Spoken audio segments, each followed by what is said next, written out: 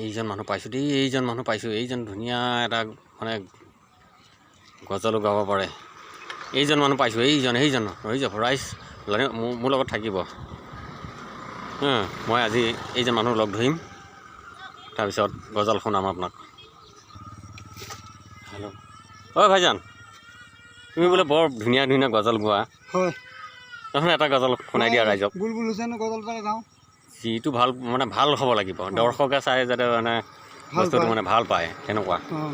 এইখিনি দেখা, এইখিনি পঢ়ি লোৱা, আমি দৰ্শকে যাতে ভাল পায় আৰু ভাল পায়। কোৱাচোন বাৰু। আগবাঢ়ি হিন্দুসকললৈ মই নমস্কাৰ কৰিছোঁ আৰু মুছলমানসকললৈ চালাম যাচিছোঁ। আসসালামু আলাইকুম। চকুৰ তৰাৰ ৰোশন আমাৰ মুহাম্মদ ৰচুল,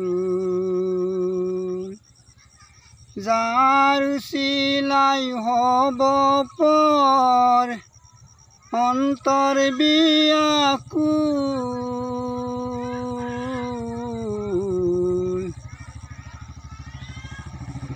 এইজন আমাৰ নবী আল্লাহৰে ৰচুল, চকুৰ তৰা ৰোশন আমাৰ মুহাম্মদ ৰচুল, যাৰ চিলাই হ'ব পৰ অন্তৰ ব্যাকুল।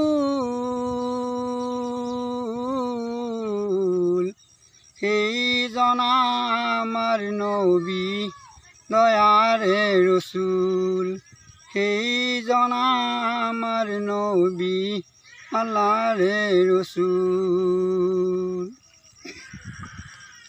ফজৰৰ কালত উঠিছিল ফুল মক্কা নগৰত,